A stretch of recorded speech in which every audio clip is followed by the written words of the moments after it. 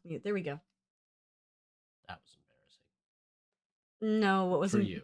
What was embarrassing is I started stream earlier and I had to take it down and delete the video. That is embarrassing. Why did you do that?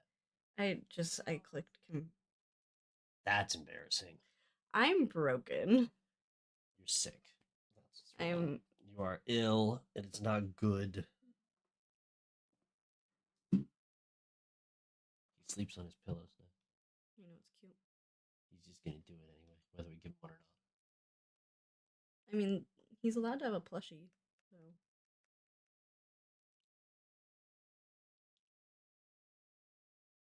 You okay? Uh-huh. You're also still recovering. We're recovering. I was really sick. You were sick. I don't think I'm getting it nearly as bad as you.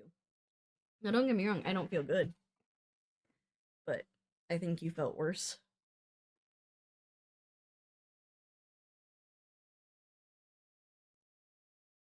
How are you, James? I'm tired. You had a hard time staying awake on the drive home.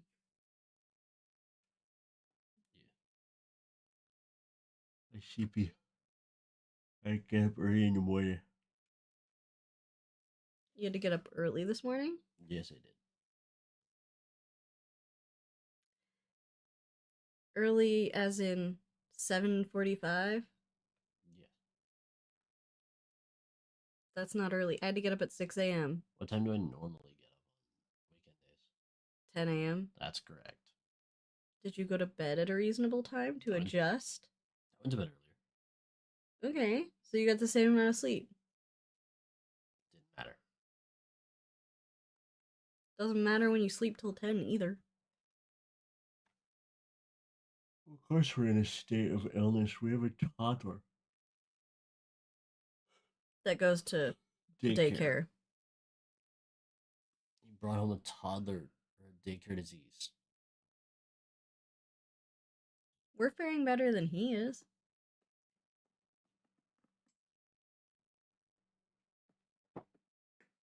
Are you gonna make it? We gotta talk about K-pop Demon Hunters.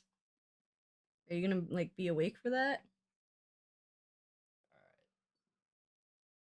Yeah, well, we don't make enough to have one of us stay home.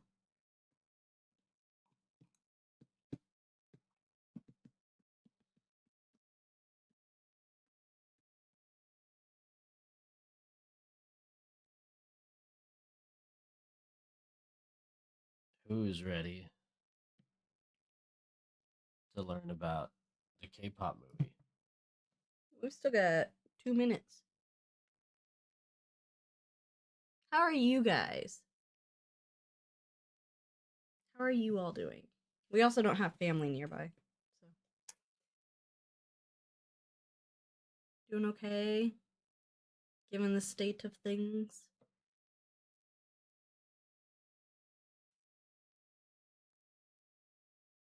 We're gonna have fun. We're gonna have a good time.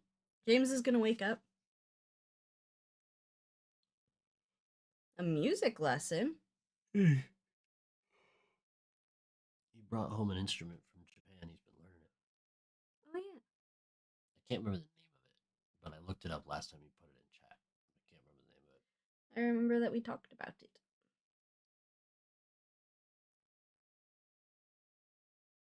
Oh yeah, you're in the newborn trenches. Once more. Once more into the trench.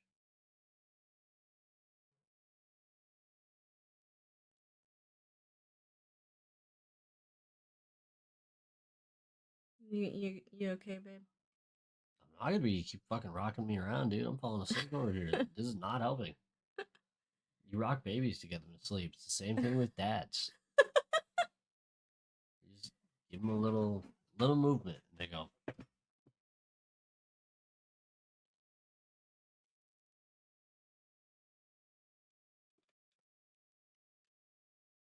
Oh boy. Everyone turns in for the lively Woody banter, you know. That's why they're here. I don't know if I like that, sir. That's AI without consent. My goodness. Settle down. The phone's been listening to you the entire time. And there's a microphone, which is listening to you with intent. I signed off on this one. And I'm sure all the videos on YouTube train all sorts of fucking AIs. Oh yeah, no, 100%. You even got goofed on by Sora today. I was so upset. America got by an AI video. I love how you picked up the conversation now that it's time to start. I love how this is when you decided to like be engaging and stuff. She was like, "Look at this cool restaurant in Austin," and it had the Sora tag and logo on it. And the guy was like, "If it didn't have the Sora tag, you could kind of see how it might have been a real one. However, there were a few rendering issues where it stopped looking normal in just a few places. It was of all the Sora videos that I've seen, it was one of the better ones. But it was the big Sora logo that was in the top corner and then the bottom corner. And I went, "Oh, that's AI." And you went, "No." And I went, "No, that's AI." And you went, "No." And you let go of your wine cup and poured wine all over the couch. Yes, America. You didn't turn all the lights on. You were so close. Then you hit the microphone. Ow.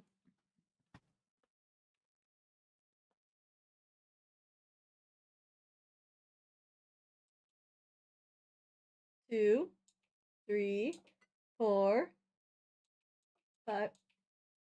One more. There you go. Yay! Whoa. You're almost a real streamer now. You ready? We've been doing this for years. Like 10 of them. We still suck. Hey. We're much better than we used to be. You ready? Yeah, right. 3, 2, 1.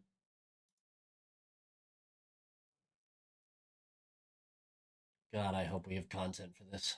I know I was worried about that. I'm very worried about it. Oh. Since we watched it. I've been like, Okay, here's the problem. We keep doing these fucking movies that have a lot of hype behind them. And your hope when you do a movie that has a lot of hype behind it is that it's either hot trash or really, really good.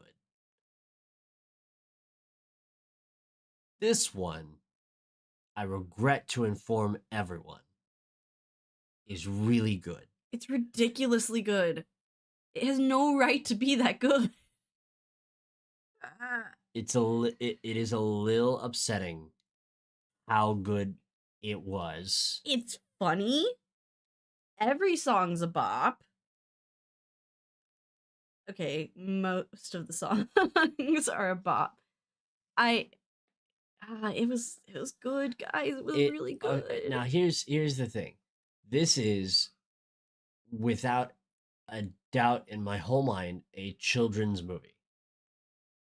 The plot is basic, it's very linear, predictable, simple, no frills, easy, right?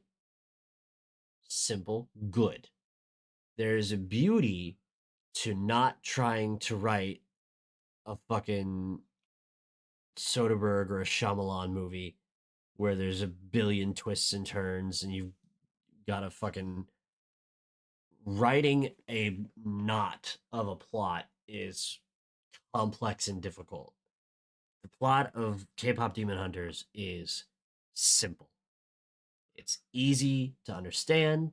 It's easy to grapple with. It's easy to buy into. It's easy to buy into. The world building's really good. A little rushed, but it's a kids movie. What are you gonna do? And it was really only rushed in the third act. Like I felt like I think the intro's rushed, in my opinion. Like they lore dump you for like 2.5 minutes, and then the movie starts. And they say, "Good, you got it. Okay, here we go." Basically, yeah. So, okay, welcome to the show. We took notes this time. We just did, to because last forewarn time we everyone. didn't take notes and it sucked ass. So this time we took notes and it's better. I will say though, like in regards to the story, where there was a little bit of us complaining about the simplicity of like the Puss in Boots movie, this was simple in a good way. Like it, and what I loved about what it did is it didn't try to do too much. There weren't like 6 plot lines to follow in a kids movie. It was just a very nice, beautiful, simple story, and that's a good thing.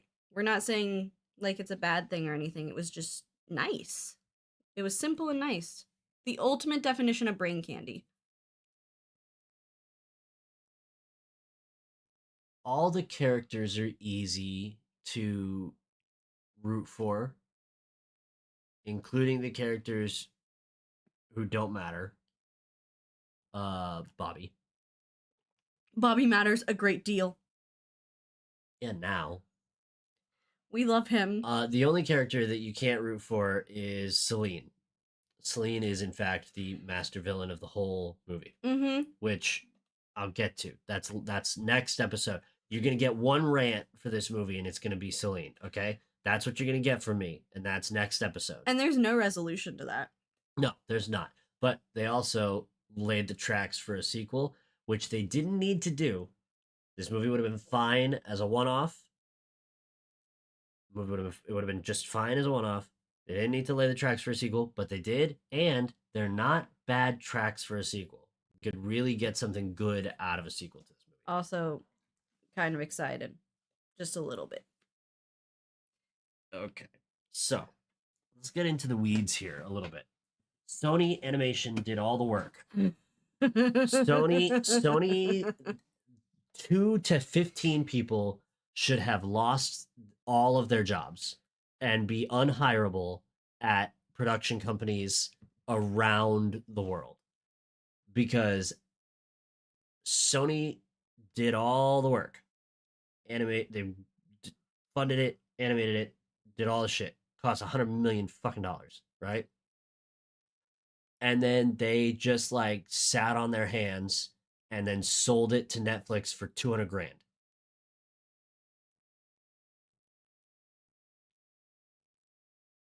It cost them $100 million to make, supposedly. And they sold it for a fraction. Heinous. Heinous decision making. Chat saying they sold the rights for 20 mil.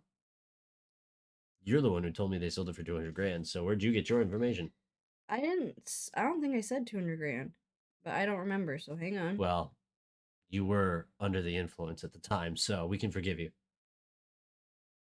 for making me look foolish. I think Either you way. misremembered. Either way, they sold it to. They still sold it for a fraction, right? Yes, they still sold it for a fraction. They sold it to Netflix for a fraction of what it cost to make. And it immediately became Netflix's Golden Goose movie. Okay? There's where I got my information. All right. It's not a problem. The rights were 20 million. They sold it to Netflix. It's still way. That is still a fireable offense, okay? If they ran this movie in theaters, you're talking a box office of $500 million. And then you're talking about it living in the theaters for easily a 6 to 8 month run. Maybe longer. Probably longer, to be honest. Like, this movie would be in theaters for so long. I don't know how long it stayed as the #1 most viewed movie on Netflix. It still is right now. Is it? I thought something had taken over. Maybe. Or maybe like it was like a TV show that took over. But either way, pardon me. the the fact that Sony let this one slip through their fingers is absurd. A colossal L to Sony Studios. Okay? Colossal L. Now that that's out of the way, let's talk about what a good piece of art they made. All right? Into the weeds of the plot. Okay. Here's your like narrated sped up intro to the movie. World building. We're in Korea, South, and we're talking about a world where demons have existed for a long, long time, and they used to prey on humans, and they used to suck their souls right out of their backs. And they fed those souls to their ruler in hell called Guima. Over X amount of time, three women from long ago became demon hunters and used their singing voices to create a barrier between the world and where the demons came from, called the Hanmun. Okay? Time passes. They have to not birth and raise up, but they have to at least raise up and mentor the next trio of hunters who will maintain the Hanmun and hunt demons, etc., etc. Important to note, all of the things that I just said are based in folklore from Korea. The same way Native American folklore, like skinwalkers, shit like that, everything I just said is like that, but in Korea. It's the ancient shit. Okay? Like the demons are based off of real demons in folklore in Korea. They a lot of the trios that they flash through in this little timeline are famous music groups from Korea or based loosely off of them. There's just little pieces of really cool lore that you dig into in this movie that make it even cooler like the more you learn about it. So, running through the timeline all the way to the present, right now, there is a K-pop group called Huntrix, spelled HUNTR/X, because we're edgy and cool in the future, which is now. It's comprised of three girlies, Rumi, Mira, and Zoe. Rumi is your sort of Lead. lead. Uh Mira is edgy and sings real low. And Zoe Is like your cute is from Burbank, and you're like cute tiny one. but she raps because she's from Burbank, which is funny. That's Mhm. very funny. And it's a very Korea joke. Burbank, USA. She's from somewhere called Burbank, so you know she raps. Yep. Anyways, they were trained by former demon hunter Celine. Celine's the bad guy, unintentionally, but a bad guy nonetheless. We'll get to that later. She's as bad as the parents in Frozen. I would argue worse. That said, uh Huntrix we find on a plane supposed to be arriving for this big show that's at the end of their tour. Also, important note. The the ultimate goal of the hunters is to turn the Hanmoon golden eventually. How they do that is a little yada yada. Uh They have to get all their fans' hearts to like connect as one by singing their song. right. If they can turn the Hanmoon golden, it will banish the demons permanently, and it will basically remove the need for anyone to have to hunt demons anymore. How they'll address that in a sequel, I don't know. We'll figure that out. That's up to them to write. I don't have to worry about that. So we start with what song is it? How it's done. How it's done. I would also like to point out that before we just get too far in here, they're not exactly hunters. Like that's their job title, but their actual job description's more like protectors because they're not tracking the demons down. The demons come to them and they just stop them from killing people, like, well, or taking their souls. Yeah, the name Hunter is really like linguistically wrong. They're much more like guardians. Yeah, because they don't do any hunting ever. Yeah, they never leave to be like, well, let's go find some demons to kill. They're always just sort of like around, and then demons show up, and they're like, hey, look at that. Let's deal with this real quick.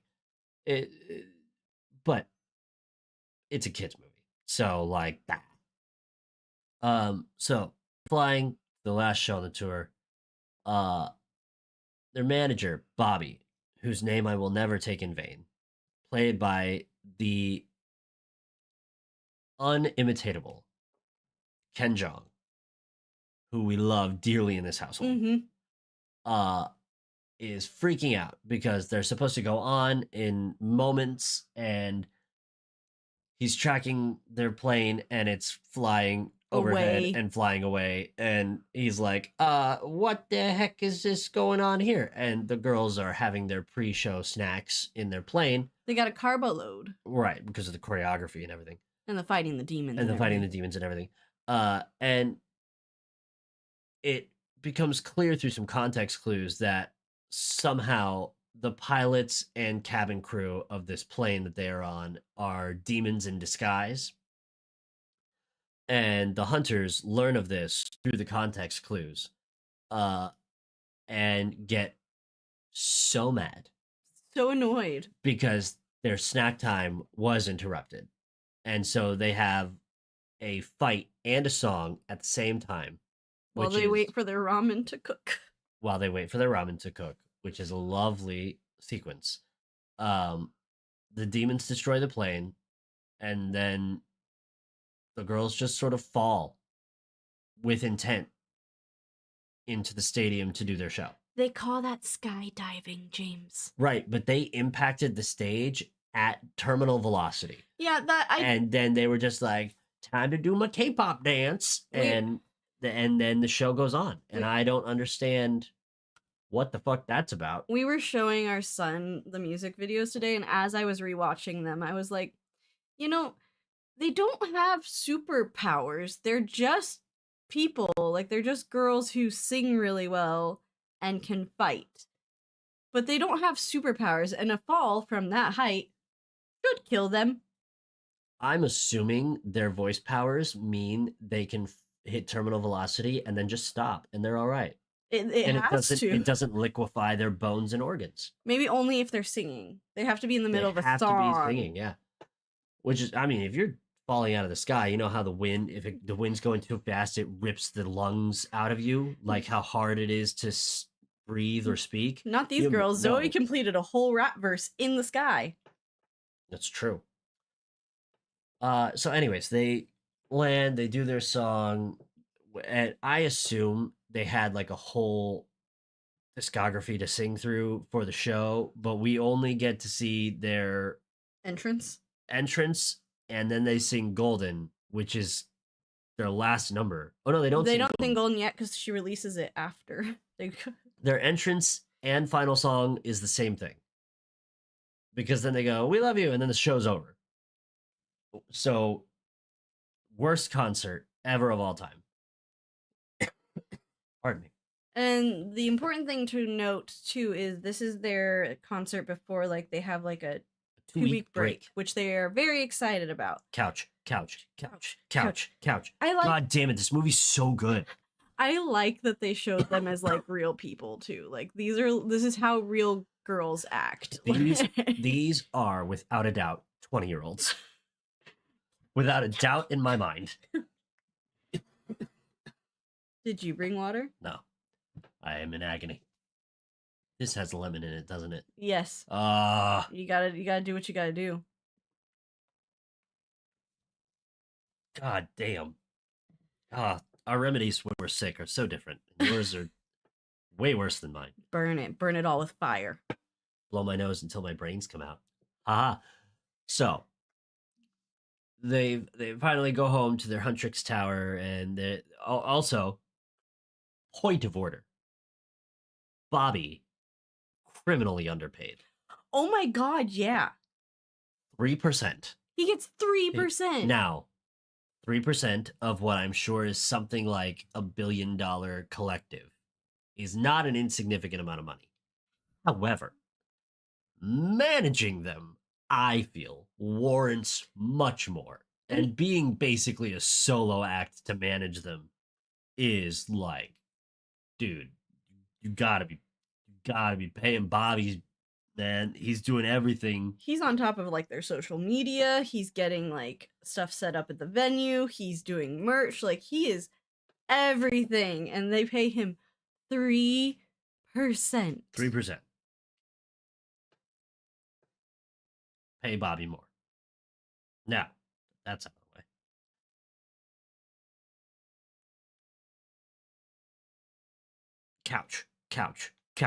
Couch. Zoe and Mira finally get to schlep and relax, and they're excited to go to the bathhouse and all that shit. And Rumi immediately has a panic attack because of a secret that only she and Celine know. But she doesn't know about it. She doesn't freak out about it yet. She's excited because that's why she releases this thing, is that because they're close to the Han Moon. Right. The golden Han Moon, which is important. Rumi is half demon due to her mom, who's a demon hunter. Who was a demon hunter, died when she was an infant, but her mom must have fucked a demon. Well, her dad's a demon. I have so many questions about this. Like, I need a prequel. I need to know the hows and whys this went down. I don't want a prequel, but I do want a sequel where they explore how we got Rumi. Like, Rumi, Mira, and Zoe need to go, first off, shake down Celine and be like, you gotta fucking cough up the information about what the fuck is going on here, all right? Point of order. Demons have tattoo-like patterns across their skin that resemble lightning in some ways. Rumi has those patterns on her arms and torso, and they are growing and expanding. So it's important to note that we don't find a lot of this out until after the release of Golden, though. Well, we find out that it's what's affecting her voice after she releases Golden. Yeah, because the big thing is Rumi takes about 2.5 seconds to relax, and then drops their new single. But she wants to push it up because the patterns are expanding. True, and she then, after releasing the single, goes, time to do promo, and like Mira and Zoe did not get to like sit on the couch for more than like 2 minutes. Yeah. Like so they rush through the promo for Golden to try. Rumi wants to do it so that she can turn the Han Moon gold, banish demons eternally, and theoretically, this is all theory. There is no proof that this would work. But according to Celine, who we cannot trust, we're gambling on the idea that this will make Rumi better. It will banish her demon side somehow, but not her human side will be affected at all. Like, unclear. Is not addressed. You know, there might be some flaws in this movie, but also it's flaws where it's reasonable to have story to ask about later. Yeah, it's not like they're flaws. Not unreasonable questions. It's not like flaws that like take away from it. This is something that like added to is because you can really see like how it's desperation. Yeah, how desperate and how much damage Celine did. Yes. Now, Celine also told her she can't tell her friends. No one can know. Now, as they get ready for their big release of the single, they're doing all their promo, Rumi starts to lose her voice. Not great when you're the lead vocal. Uh, cut to whatever realm the demons live in. Guima, a big flame like Calcifer, but if Calcifer was a bitch. Yeah, I had a lot of thoughts about Calcifer. I was like, oh, flame. Imagine if Calcifer was mad and big. I, That's Guima. I will also say, love Guima as a villain, and the villain voice, the voice actor, Terrific. fantastic. So Guima's mad that his minions suck. And 5 demons roll up, I'm so here for this. led by former human turned demon, Genu. And they have formed a demon boy band I love it so called much. the Saja Boys. The plan for the Saja Boys is to go up to the surface, steal Huntrix's fans, weaken the Hanmoon, in exchange for Guima erasing Genu's human memories. Those other demons don't matter in the Saja Boys. They matter to us because we like them. But Genu's the only speaking character, really. So, As a former boy band girly, I literally, my notes say, OMG, yes, with like 3 S's. I'm here for this. Yes, absolutely, yes. Those are my actual notes for the boy band. so the Saja Boys go to the surface. Meanwhile, one of my favorite sequences. Zoe takes Rumi and Mira to Dr. Han for his tonics. Just some random dude she found online. Dr. Han is Dr. Han is one of the best characters in the movie because he's played by Daniel Day Kim, who I also love dearly.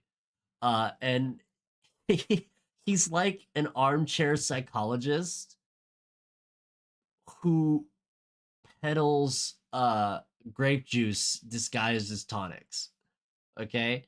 And He has a bunch of like faked photos of him with celebrities all over his wall, and it's just so ugh. he sits Rumi down and he just stares at her real intently to try and figure out what tonic she needs to solve it. And as conversation happens, he turns his aggressive eyes on Zoe and then Mira, but Mira is like a feral dog, and Mira aggressive eyes back at him, and he goes, ah! Panics. Very funny. They get a box load of these fucking tonics. She's supposed to take over 2 weeks. 2 weeks. They leave. They're at, and now we will have our first interaction between Huntrix and the Saja Boys. It's so good. It is one of the funniest, most innocent explanations of what it is to be horny I have ever seen. This is a movie for children, and this scene is pure lust. Okay? For kids. Made for children. It reminds me of just now I was thinking about it. It has the same level of like handling this really well as Turning Red does. Yes. Like it's just so it's so good. The Saja Boys walk into the alley. Slow motion. Almost everything in this scene is slow motion. And every aspect of it, I cannot play by play it for you You have because to watch it. I will not do it. Just I am pretty fucking good with words. I cannot play by play the scene for you. It is so funny. You have, like, I'm not joking, guys. If you don't watch the movie for any other reason, You got to watch it for this sequence alone. you have to watch. So Okay, so we meet the Saja. The girls meet the Saja boys. The Saja boys, and Jinnu shoulder checks fucking Rumi, knocks her down, and then goes. She falls in the most octopus anime ass way in slow motion, limbs flailing, Hacks everywhere. Just a calamity, falling to the ground. And then he like looks back at her, and she reaches for his hand to get helped up, and he like dusts off his shoulder and is like, fucking watch yourself, and leaves. Ah. You good? Settle down. I love this movie so much. This scene is great. We are married, okay? Lock in with me, all right? Do you want me to be a dick like that? I can do it. I can. I just need to know, all right? You just gotta tell me. I'll do crunches for 1,000 years. So that so your eyes turn into abs, turn into popcorn. That my friend can That your friend can eat. Who's also looking at my abs. Because they're just that good. They're just that good. This movie's so horny. But it never once addresses the fact that it is so horny. I cannot express enough how refreshing and good it was to address the idea of being attracted to someone and only address it as an idea, to never say it out loud or deal with it in any way. It's just like, this happened, we were really horny for a minute, we got to get to business, okay? This happened, but now it's business. I will say, this movie does a great job, other than the beginning narration, of showing and not telling. Much like almost all animation coming out of Korea or Japan or anywhere like that in the East, it's so show don't tell. And they do tell you a lot, but the movie is very show don't tell, and they do a fucking bang up job of the show, okay? It's really fucking good. Now, the Saja Boys are having this pop-up concert as their debut in this fucking square right around the corner. So they go do that. And Huntrix is in disguise so that like no one knows that they're there. The funny thing is they only have to disguise Rumi. It's her damn hair. Yeah. Zoe and Mira look exactly the same. Mira has sunglasses and Zoe wears a bucket hat. The disguises are, it's like Clark Kent's glasses, okay? Except for Rumi, who has to wear a whole hoodie around her, everything but her face. What you get for having iconic hair, man. Yeah. So, the Saja Boys do their pop-up debut. Soda Pop. Soda Pop. It is a earworm of a song. It will not make it in any of my playlists. However, I think Rumi described it best as it's annoyingly catchy. They wrote it to be annoyingly catchy, and it is annoyingly catchy. Good song. So Huntrix watches, and through some sort of shimmer in the light or something or other, Rumi sees the patterns on the arms and everything, and Mira recognizes that they conjured these like hearts. Physical 3D hearts out of midair and yeeted them into the crowd, and they're like, they conjured hearts out of midair, patterns, and fucking it's like they're magicians. No.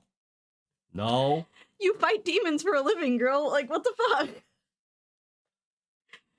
But like, oh yeah, demons. What's funny is they all say it at the same time, Rumi and Mira say demons, and Zoe goes, magicians, I mean demons, they're demons.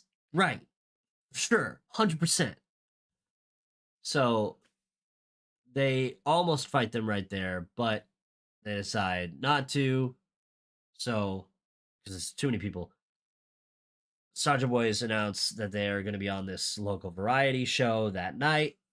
So Huntrix stalks them to the variety show, uh, in which it is classic Eastern television variety show. They all dress as babies and drink hot sauce out of a baby bottle. And do they win? Do they win? Yeah, no, One of them wins. baby wins. Yes, Baby Saja wins. They all have funny names. There's Jinu, Baby, Romance, Saja, Romance Saja, and the other guys. Mysterious Saja, or Mystery Saja, and then Mystery. What's the abs? I learned in my I don't know. I learned in my behind the scenes thing that they have this all the Saja boys have the same exact body design, except for him, and they amped it up by like 20%. Yeah.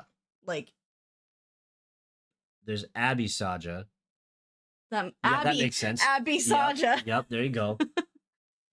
Baby Saja, Mystery Saja, and Romance Saja. See, I got them all. That's everybody. I got them all. Okay, we got there. I know my Saja boys. Yeah, okay, we watched the movie one time. And I named them all. Yeah, after I scrolled down, it was like Abby. No, except for Abby. I didn't know what Ab's names was. So, anyways. They go on to this reality show. But they're demons, so they know that Huntrix is there. And the Huntrix went back to their lair and was like, we're gonna go get him backstage at the variety show where no one will see him. So they go and like get battle ready. In their battle leather. And then the Saja boys are like, they finish their challenge on the show and they're like, we have a very special announcement. Guess who our new guest stars are? And the fucking hosts of the show are like, what? This is our TV show? Our TV show. And then they're like, it's Huntrix, they're over there. And the fucking... In the balls. In the balls. In the balls. Oh my god, it's just uncomfortable enough to where you're like, should I laugh? And then you have to. So they made it more comfortable when they did the slide. They wheel out a slide so that they can climb over the backstop of the show. Because remember, they're just pop sensations to everyone else, so maybe leaping over and like doing their superhero shit is weird. They bring out the slide, and it's a slide into a ball pit. And Huntrix is like, oh, no, we're just here to be supportive of the Saja boys. Oh, because they're PR trained. And and the Saja boys slam him right back. They're like, are you, like, too good to play with us? Like, unless you're too good to play. And the whole crowd in the fucking TV studio is like, in the balls, in the balls, in the balls. And so they have to slide down the slide in their leather, and it's just...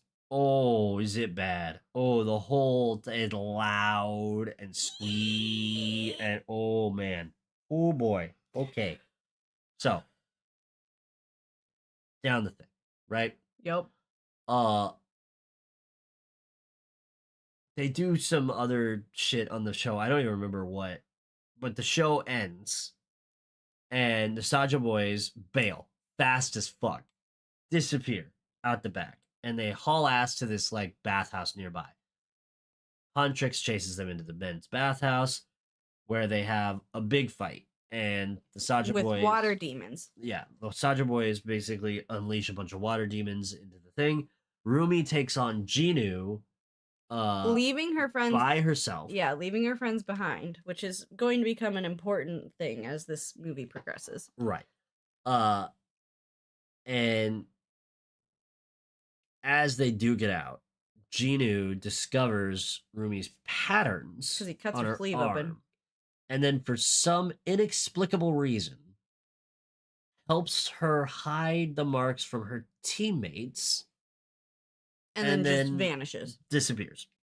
So after the fight, they're back at home, and Jinu sends his derpy ass fucking lion. It's a tiger. Sure. It's the national animal All for right. Korea. Is it? Hmm. Okay. I found that out in my behind the scenes video I watched. Cool. Anyways, sends the cat, and the cat And the bird. delivers a note to basically an invite to meet. Uh, so they meet privately, and Ginu basically backstory dumps on Rumi. It is a lie, but he backstory dumps on Rumi. I also just love him for being like, I just want to talk, but first I need to talk about those pants. She did go try to kill him in her pajamas. Uh, so he tells her 400 years ago, he uh made a deal with Guimont to help get his family out of poverty. Uh, and then it basically got him condemned to the demon world. Sorry. And now he is consigned to suffer eternally, and he lives with guilt over his family's downfall because he got sucked into the demon world and they suffered because of it. That is the lie. That is all a lie. It has There are fragments of some truth. elements of truth. So, Rumi now has all this empathy for Jinu, and the Saja boys are getting really popular. The Hanmun is getting weakened. Demon incursions are happening all the time. And we've got this big Idol Awards show. It's coming up. It's where they're going to supposedly debut Golden. In the meanwhile, Huntrix is so caught up in needing to best the Saja boys that they've convinced themselves that the best way that they can do it is to produce a diss track. That's what you do in the pop star world. Now, what they failed to do was hire Kendrick Lamar to ghostwrite for them. Because nobody disses like Kendrick Lamar. Maybe Eminem. Hard to say. They're both so good. But they did not do that. They just wrote it themselves. And it's pretty aggressive, and it's not very Huntrixy, and the lyrics aren't great. And Rumi is really uncomfortable about it because she's got feelings and they're complicated. I will say I wrote 2 notes about Rumi and her and Ginu, and it was the power of boners, even lady ones, is strong. I would argue lady ones are much stronger. And I said, boners, even lady boners, make you do dumb shit. Correct. And Rumi from this point on will anime protagonist dumb shit. But Yep. they also Saja, through this whole little like back and forth that they're doing, the Saja boys crash the Huntrix's signing. Yep. And in the sleeping bag outfit that Mira wore to the Met Gala. Yep. Which is just chef's kiss petty. It was great. It was so great. And that's when Rumi realizes that half their fan base just disappears if the Saja boys are around. Yep. So, oh god. Oh boy. All right. So the Huntrix is getting they're getting into tiffs. They're getting into fights. There's more and more demons coming through because the Hun Moon is weakened, so they're constantly they're working on this diss track. They're practicing for the Idol Awards. They're fighting the demons. They're tired. They're really tired. They're overworking right now. Rumi proposes a plan to Ginu. I think we should save the plan for next time because I have a lot to say about the plan. All right. We can wrap it here. I have a lot to say about her thought process here. It's horny. What do you want?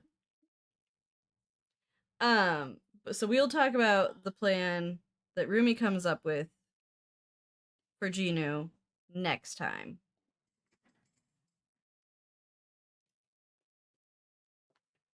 What a way to end it with your chair just rolling away, James. All right, we have committed to doing one more spooky movie, and I need you guys to know that I was so on top of it. I definitely have like so many movies that I planned for this vote to happen.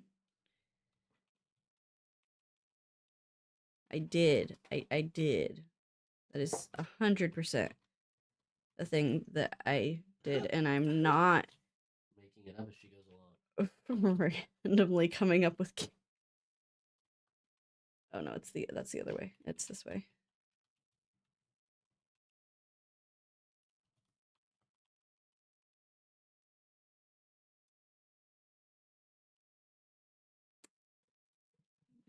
Wait.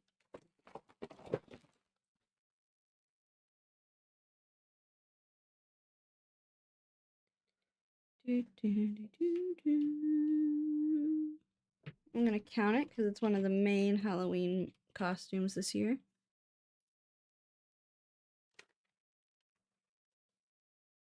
Hmm.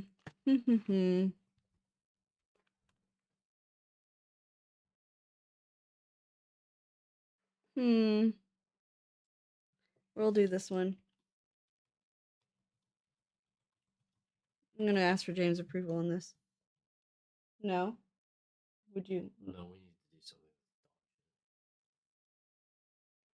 We keep doing all these good ass movies. Well, I put one on here. Which one of those four movies is good? Oh, is good? Yeah. This one, and possibly this one. We don't know. I cannot believe that half of them can be good. This is an excellent movie, and I will hear no arguments. And this is a fairly decent movie. Well, I haven't seen any of the four, so you're gonna hear some arguments depending on what they fucking pick. Well, it's the Halloween movie, so I'm going for a vibe here.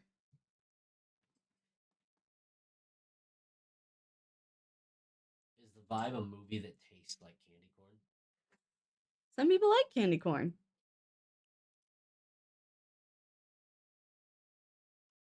Good luck, fuckers.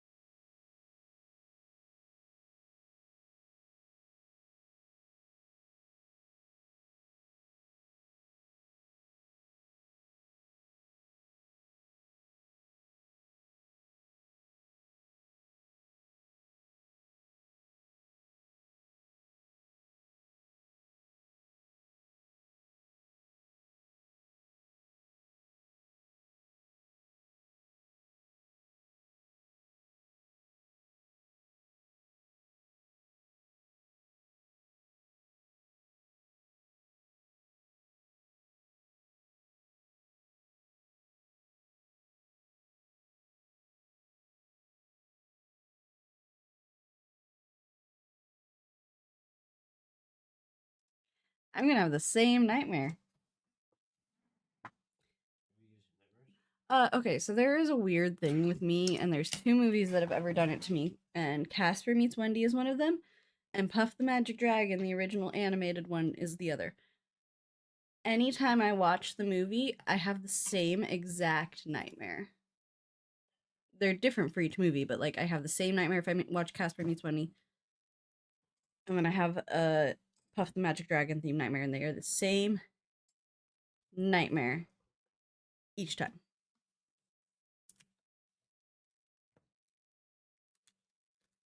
I don't know why. It's a weird thing in my psyche. Don't worry, James. I disappointed everyone. It wasn't just you. I'm sad that I have to wait another year to try to get you to watch Twitches.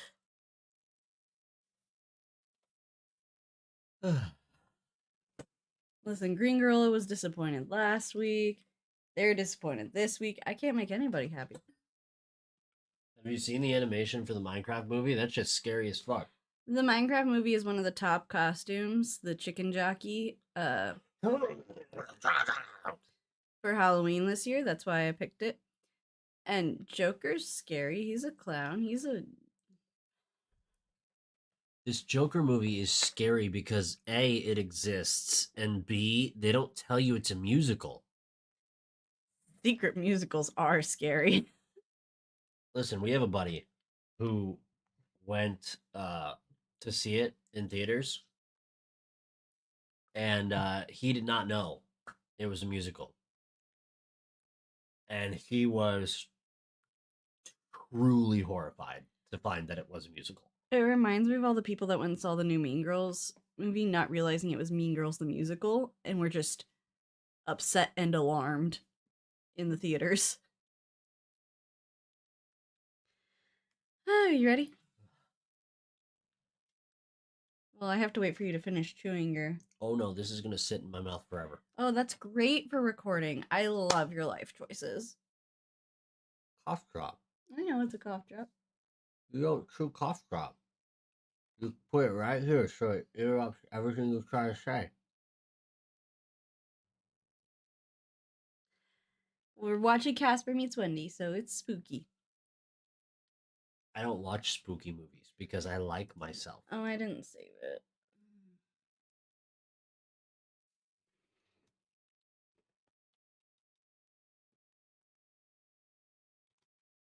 Erg. Thanks for your help, sir. You're welcome. Much assist given. Okay. Oh man, I didn't even make a joke about choo choo. Oh, I forgot about the choo choo. God damn it. Well, I've gone past it now. Ah. Choo choo.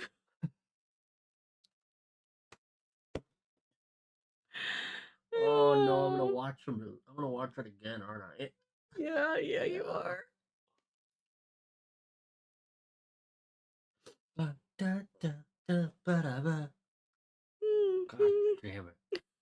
We missed a joke in the last one, and we're upset about it, but we're laughing about it as we enter this episode. Such a fucking funny joke. By the way, we just didn't do an intro last time, so I'll jump ahead of that. I'm America, that's James, this is CityWavesCinema, and in case you don't read the titles, and because we didn't say it last time, we watched K-Pop Demon Hunters. We suck, I'm sorry. Are you laughing at a joke that you've written in your notes? Yeah. Is it upcoming? Or did we miss that one too? I'm not gonna lie to you, I don't know where it is in the movie. It is one word, and I can't say it on stream. Can I see it? What's your no? Is that when I said it or when you said it?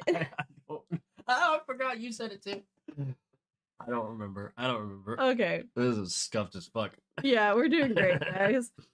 This movie's so good. I don't know what to tell you. Here's gonna be my one... Alright, do your rant, because I have a rant for the end of the movie. Okay, so my one big complaint is, like I said, between lady boners and anime protagonist, Rumi is crushing both. because she comes up with this brilliant plan. Her plan is that if they perform Golden now at the Idol Awards and Genu makes the Saja boys tank their performance, then the Golden Hanmoon will be established and Genu will get to stay on this side. That's the plan. That's it. He's a demon. He's gonna go back down there. It gets rid of all the demons. It's unlikely that it's going to stop your patterns, make your patterns disappear, Rumi. But the fact that you just think that you can make Genu stay up here with you, what? It is truly thoughtless behavior. And egotistical as hell on Rumi's part, that she's just like, yeah, I'll figure it out. Like, she is also in desperate panic mode, and she's horny. So it's just like there's no and Gino doesn't ask like, how is that gonna work, how does that save him? Like, there's no explanation. It was really frustrating from a character perspective that she's just like, yeah, we'll do it. No girl, you won't. You simply will not. All right, so that's the plan, and that's what they agree upon after they sing their love duet and float in the sky. Oh yeah, I forgot about that. Yeah, they sing a love duet and float in the sky, much like in Moulin Rouge. So anyways, later, Rumi tells Genu that she has a bunch of shame about her demon heritage, and it was why her voice was weakened. But then after talking with him about it, it healed it. So like After they sing their love song. discount therapy. Yeah. After they sing her love song. That's when she... Now, Genu matches this. He's always had this problem where he hears Guima in his head at all times, which is apparently like an all demon thing, but we care about him. So he hears Guima all the time. It sucks. And since talking with her and setting up the plan, now he no longer hears Guima in his head for the first time in, let's say, 400 years. Very cool. By the way, Genu is 400 years old. Rumi is an indeterminate age. Probably 19, 20. Somewhere in there. Now, he agrees to sabotage the Saja boys. Shortly after Rumi leaves, he is sucked straight back into the underworld, where Guima reminds him of That the he's fact a liar. That he is a big fat liar, and he abandoned his family for a life of wealth and comfort, and threatens to just double up on the voices that he hears, which I assume are his family that he abandoned. Mm-hmm. So instead of getting rid of his memories, if Genu portrays Guima, then he's going to double it up, make it so much worse. Right. So, fast forward to the Idol Awards. Huntrix chooses to perform Golden instead of their takedown diss track that they've been working on and practicing for like 2 weeks. To be fair, they were already ready to do Golden. All the work on takedown was just excessive. So, there's going to be a lot of shit that goes on here, all right? Now, they're singing Golden. They're singing Golden. And the Golden Hanmoon is happening. Actively happening. Rumi has a solo. Zoe and Mira get distracted by what appears to be Bobby being kidnapped by demons. They care about Bobby. They're on in 20 seconds. They go try to chase down the demons on Bobby. They get far enough away. The demons and Bobby all transform into the original form demons and sink into the floor. They've been bamboozled. Rumi's still on stage, singing away. Then, cut the lights. Song, record, screen, all done. Takedown starts. Uh-oh. Rumi doesn't know what the fuck's going on. This wasn't the plan. This is crazy. But she's a professional, so she just starts doing it. Yep. So, suddenly, Mira and Zoe are on stage with Rumi, and they're doing takedown, but they're not doing takedown with her. They're doing takedown at her. Mm-hmm. This is not Zoe or Mira. These are demons. So, they basically abuse Rumi for like 2 minutes and like strip her and show her all right, settle down. They take off her, like, rip her sleeves and her jacket and show off her patterns and stuff like that. And revealed to everyone that she's a demon. Like, people don't know about demons, so it's like, this isn't a big gotcha, but it's like a gotcha sort of. The only people that really matter that see it are the real Mira and Zoe, which is all that really need to know what's happening, because this is going to kick off the third act conflict. Rumi flees the stage. She will then run into the real Mira and Zoe, who are shocked, flabbergasted, feel betrayed, rightly so. They're more mad that she lied, right, than that she's a demon. But then Rumi gets so worked up that her demon powers start, like, which has happened once before, but like she gets so overwhelmed and worked up that her like demon powers like pop off, and it rocks the Hanmu. Yep. And Zoe and Mira then turn to attack her, and so she panics and takes off. So she fucks off to, I don't know where the fuck she goes. Does she go to Genu next? I think so. No. She has to go to Celine. No, she goes to Genu first. Okay. She goes to Genu first and gets pissed off at him for tricking her. Yep. He owns up to lying, and then they separate. Then Guima pops into reality. And the boys do a pop-up concert to make everyone feel better. Well, it's their idol performance, but this is after she goes to Celine. She runs off to Celine first because we get to see that sequence before they do Your Idol. Yeah. But we do see... Well, they do the announcement. Tonight, to make everyone feel better, because Huntrix broke up on stage, we're going to do a new song tonight at this location. Yep. Where Guima shows up. So and at that point, we see Bobby, Mira, and Zoe all succumb to the Demon Whispers and join the crowd of people going to the Saja Boys concert. Right.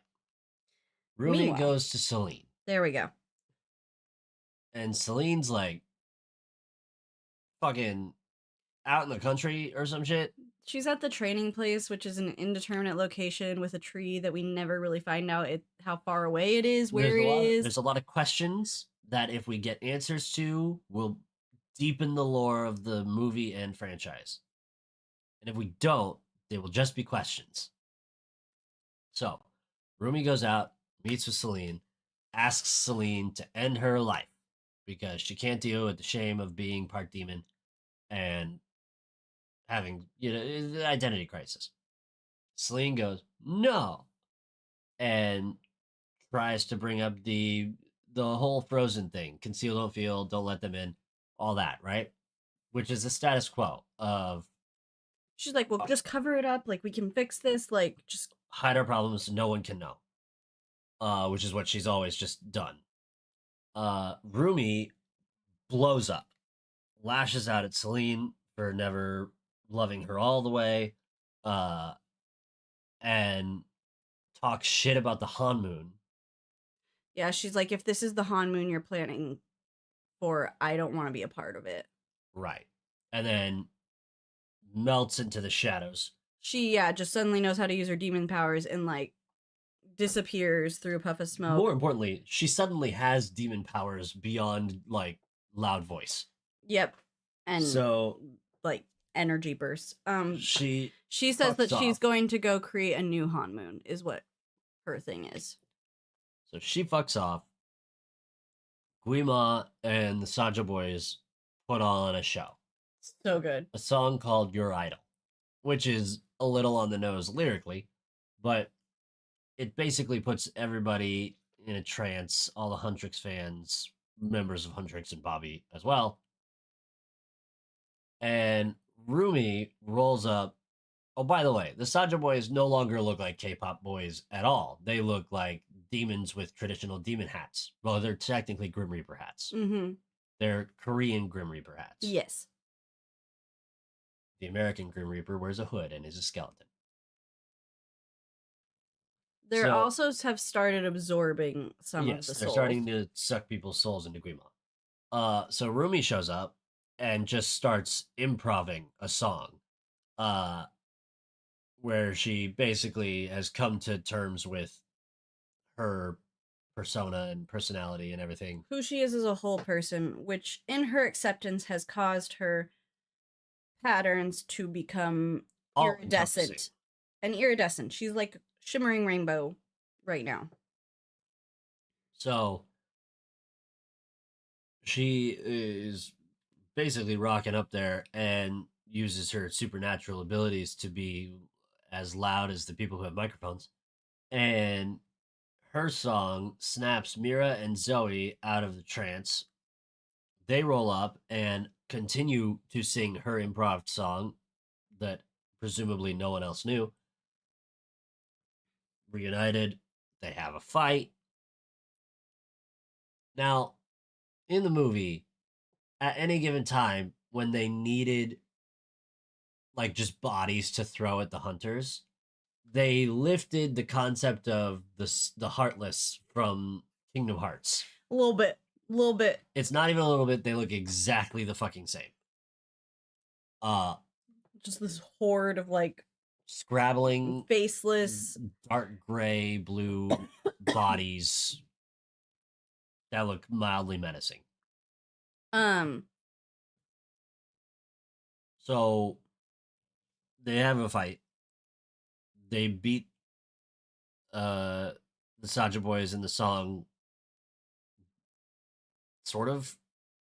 It's not like a real competition at that point.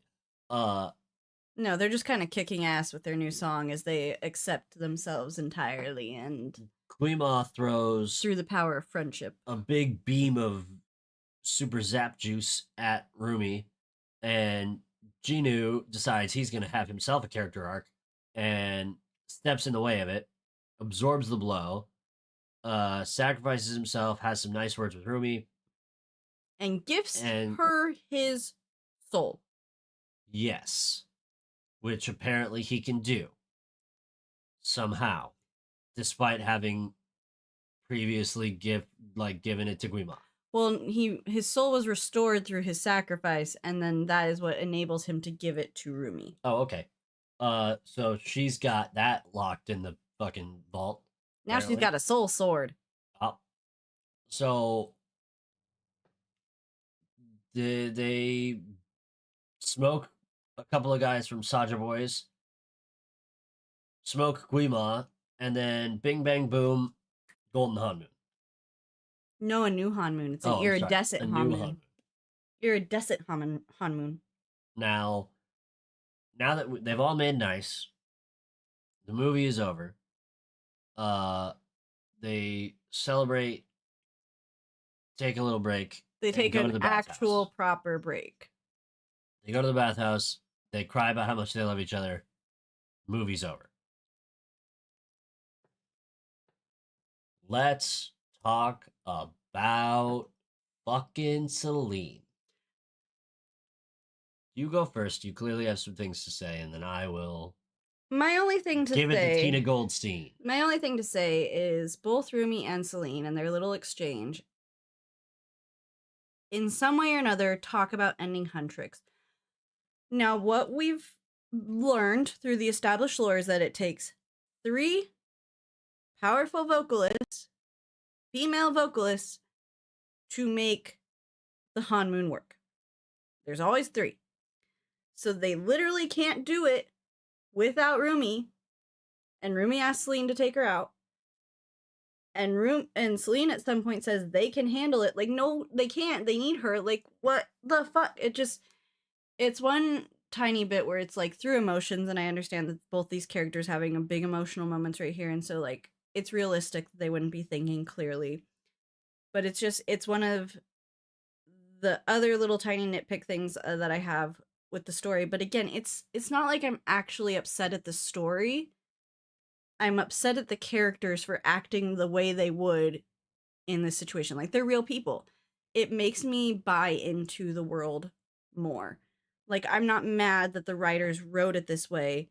It's just like I'm genuinely upset that Celine's an idiot. So it's and I think that needs to be clear entirely, like, for at least for me, and I'm pretty sure James too. Like, we're not mad at the writing. The writing is good because it makes us mad at the characters. Does that make sense? Everybody following me? Go, James. Talk about why you're mad at Celine. Celine's the bad guy of the whole movie. Okay? Pardon me. Look, Guima's the bad guy because Guima is the like king of the demons or whatever. He's some sort of evil entity. Celine, a veteran demon hunter, adopts her quote unquote sister's now orphaned child, who is the hellspawn of a demon and a demon hunter. That story needs to get told. As we said in part 1, lots of questions. Lots of questions there. Adopts the child. Her go to maneuver is you've got patterns. We're never going to tell anybody about them. This will never become a problem.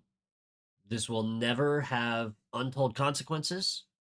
Nothing will go wrong. We just gotta get the golden honeymoon, and you'll be fine. So the golden honeymoon concept is from Celine. It's Celine's idea. This isn't Rumi's idea that the golden honeymoon's going to work to save her from her patterns. This is Celine's idea that she's put in Rumi's head. Celine has no idea, as far as we know. Is she some secret, incredible honeymoon architect? We don't know. They haven't said whether she is or not. She's just their mentor, as far as we know, and a previous demon hunter. All that said,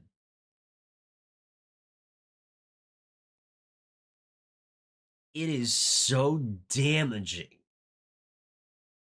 to, from practically infancy through to adulthood, rinse and repeat a mantra with your ward and then her compatriots that your problems must remain under the surface. We're never going to talk about them, and we're going to ignore them. And you can't show weakness. You can't show weakness. These are the tenets that they abide by. And that's like, it's you see how it hurts Zoe and you see how it hurts Mira, but like there's a physical component to the damage that it deals to Rumi.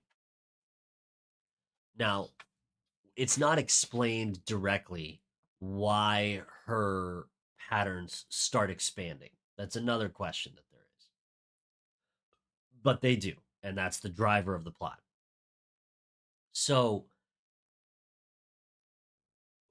Celine crafting this worldview that the hunters have to abide by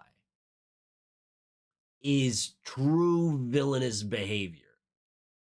It is emotional manipulation that likely she also endured because it cascades down, right? This group of hunters is going to train the next group of hunters, is going to train the next group of hunters, so on and so forth. So at some point, like, it's not like Celine's the end all villain. This goes back. Trauma is a fucking ladder, all right? they've created this cascade of trauma in all these people, and it's just so deeply damaging. And the story of we break the cycle of trauma from those who raised us, told really eloquently here, and they annihilate that cycle by accepting themselves and their flaws and accepting Rumi and her weird fucked up DNA and carrying on presumably as normal from there. I assume they're like anxious about stuff because they don't know what the fuck is gonna happen next, but they built themselves a brand new Hanmoon. So we have a lot of I sort of breezed past it, but like there's a lot of emotional manipulation that they've gone through, the trio has gone through at the hands of their mentor. And that's important for young adults and older like teens to see and understand that this happens to people. If you feel like it's happening to you, you're not the only one. Loads of this happens to loads of people. This is not a you exclusive problem. You are not as alone in this world as you think you are. Great message from the movie. Celine is unintentionally the bad guy because her worldview is fucked up by whoever trained her. She cannot be the level of villain that Tina Goldstein is because Tina Goldstein does terrible things to people on purpose at the drop of a hat for whims. Celine just took her trauma that she felt and crafted a worldview that was reflective of that for her wards and sent them off into it. And it blew up in her face. Could have blown up in any of their faces through generations prior. Happened to be now. So there's a lot of room that the writers gave themselves for sequels, prequels. There's stories to be told, and there's questions to be asked that will cause stories to be told. And it's a really, really good uh, job that they've done to create a movie that can be by itself. It can stand alone. It doesn't need help. It doesn't need a sequel. It doesn't. We don't need more of it. It's there's all we fucking have anymore in cinema right now is the sequel to the sequel to the sequel to all this shit, right? And we don't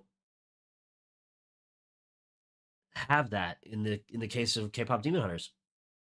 It's it can be a standalone. It can be by itself. Now, as far as I am aware, as of this recording, a sequel has either been soft announced or truly good and launched. They're going to do another one. Um the soundtrack already went platinum. I know it came out over the summer, but the soundtrack's platinum. Uh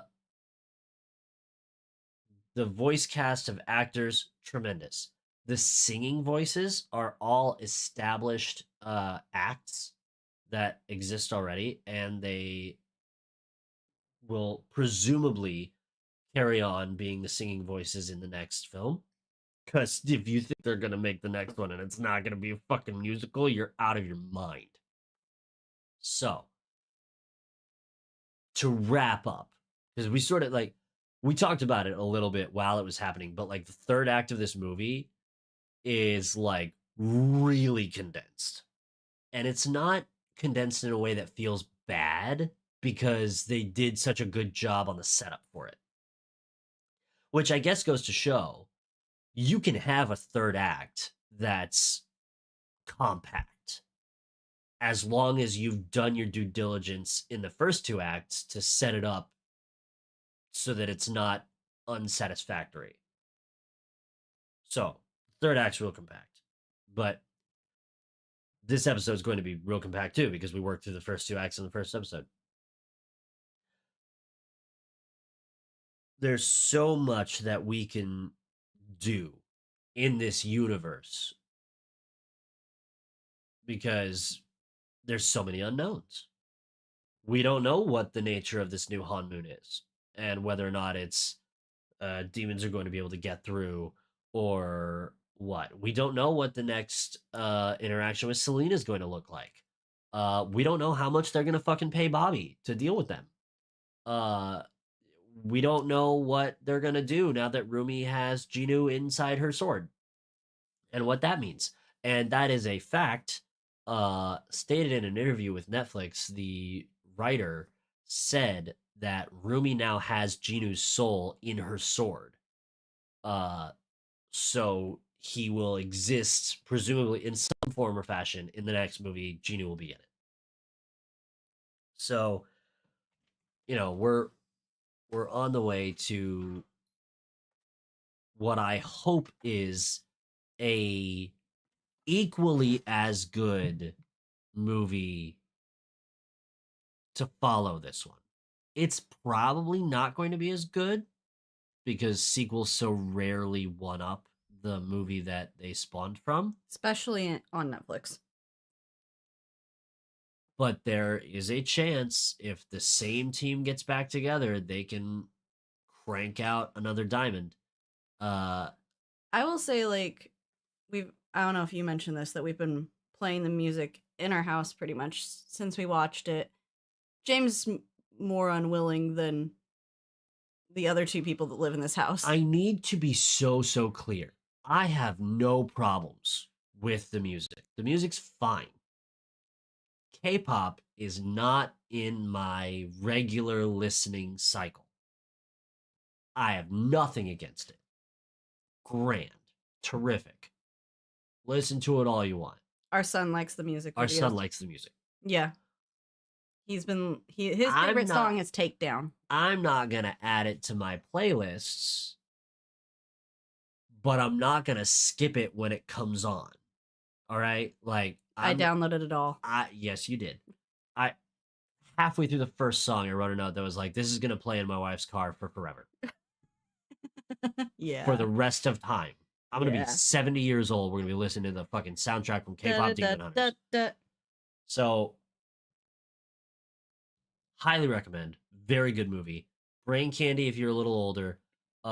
It is truly one of the funniest visual movies I have watched in a long time. So good. And it's up there with Sonic. Yeah. In terms of its visual gags and shit and its writing. Like, we've had nothing but terrific things to say about the Sonic movies since they've been coming out. The Sonic movies and K-pop Demon Hunters are top notch when it comes to the visuals. So good. The fucking slapstick, all of it. The fight choreography is great to watch in the movie, which I don't think we talked about nearly enough. Like, when they do their fight sequences, it's so cool. It is, but also it's like, have you watched an anime where they do combat? It's like that. I'm an anime girly, so I'm like, yeah, do it. I wanted to hate this movie. I wanted to hate this movie so bad. I was worried going into it that I wasn't going to be able to get past one of my, like, neurodivergency tics in my brain is certain animations make my brain upset. And I don't know why. I can't, like, offer you an explanation. It's just a weird thing my brain does. And I don't like the animation for this movie, but this movie was so good. And I cannot overemphasize, it was so good that for, like, 90% of it, the animation like, faded to the background. Every once in a while, I'd see it, like, especially in, like, still moments, and I'd be like, but it was such a good movie that it overcame this, like, initial gut reaction of I don't like the way it looks. So good. I cannot recommend watching it enough. It's so good. This podcast will not do it justice. Nope. You gotta watch it. And guess what? It's on Netflix. You can go find it, and they're gonna host it for all time. So go to your Netflix account or send a code to whoever runs your Netflix account or get a code from them, not send a code. Get a code to watch it because it's worth doing. it's worth doing a free trial and then canceling it if you don't want to do the whole thing. But watch the movie. Next time we will be watching our next campy Halloween movie because James doesn't do horror. Casper Meets Wendy, which I have no idea where to find that, so I've got to find that somewhere. I'm sure we can find it. Yep, I will find it. So good. We will talk about all of that next time. And until then, Bet you we can find a VHS of it. we'll go to that Oh, I don't think it streams, so we may actually have to find a physical copy. we'll go to the media store that you wanted to go to. Yep. We'll figure it out. If we don't, we will post another poll on our socials and figure out. This is why our R&D team should not do spur of the moment votes without doing research. You are a silly goose.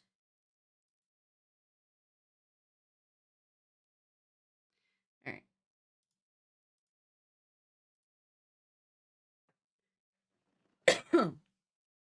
All right, guys. Our voices are shot because we're sick. We're not gonna do too much of a talk back here at the end. We also have like an insane amount of shit to do before we gotta get the week started. Like I have to go wash my son's nap mat. James has to wash some bottles, and we've got to get like our lives in order. So until sometime in the next 2 weeks, because we got to get done before Halloween, we will see you guys later.